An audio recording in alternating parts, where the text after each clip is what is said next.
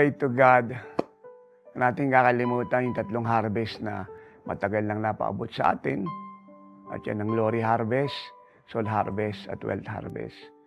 At itong tatlong harvest na ito hindi pwedeng paghiwalayin.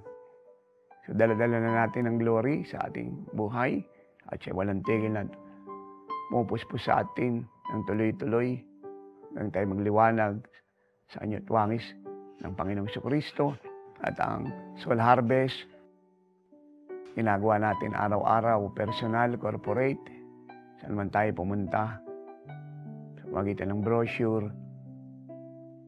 testimonies, television, radio, social network, evangelism, podcast, at patuloy na pangangaral at pagtuturo. At ang pinaka-mahalaga ngayon ay ang ating pagbibigay para pagpatuloy natin ang walang humpay ang pag-abot ng maraming buhay at kaluluwa, especially we are traveling abroad. Ang sabi ng Bible in Proverbs 11:30 ay ito, siya na nagliligtas ng kaluluwa ay matalino. Paano siya naging matalino? Kasi alam niya na ang Panginoon Jesucristo ay namatay para sa kaligtasan ng mga kaluluwa. At ang mga kaluluwa ay merong eternal destiny, either siya ay pupunta ng langit o tutuloy ng impyerno. At isang dahilan yan kung bakit sinabi ng Panginoon, siya mismo nagsabi in Luke 19:10 that He came to seek and to save which was lost. Kaya napakalaga ng inyo pong patuloy na pagkakaloob, patuloy na pagsasakripisyo, tuloy-tuloy na pagbubukas ng puso. At para hindi po tayo mahirapan at mabigatan kasi ala namang dahilan, ay sundin natin ang sinabi ng Panginoon in Matthew 6:19-24. Mag-impok tayo ng kayamanan sa langit at wag sa lupa. Upang lang sa ganoon ay maintindihan natin na lahat ng bagay sa mundong ito ay temporal. Ang lahat ng mga property ay iiwan natin. Ano man meron tayo ay iiwan natin. Na ang lahat ng bagay sa mundong ito ay tutungo sa pagkagunaw. Wala tayong madadala kahit isa.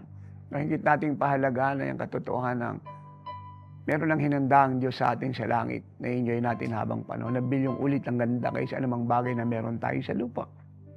Even though mga pangako niyang kasaganahan hindi po pwedeng pigilin ng sino man. Pero mabuti na pong maintindihan natin kung ano po ang purpose ng lahat ng ito. At yan po ay para sa anihan ng maraming buhay at kaluluwa.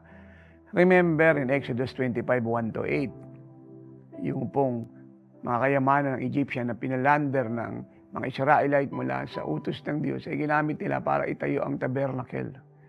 At ang tabernacle ngayon ay ang puso't buhay ng bawat kaluluwa. Yung po ang purpose nun. I-build ang temple. At yan ang magiging eternal habitation ng Diyos, ang buhay ng mga tao. Kaya napakahalagang tayo po ay mag-comply, sumunod sa katotohanan ng nasusulat alinsunod sa pinaabot ng Diyos from the Old and New Testament. Kaya hanggang hindi po natatapos ang mandato na ating pinupulblas at sa anumang araw at oras sa pagbaba ng Panginoong Jesucristo, huwag po tayong maglikat. Gawin natin tubungan ng pag-ibig sa Diyos, maraming buhay at kaluluwa. Let us fulfill every day the first and the second commandment. And then believe na ang Diyos ay tapat sa kanyang pangako, ibabalik niya ito.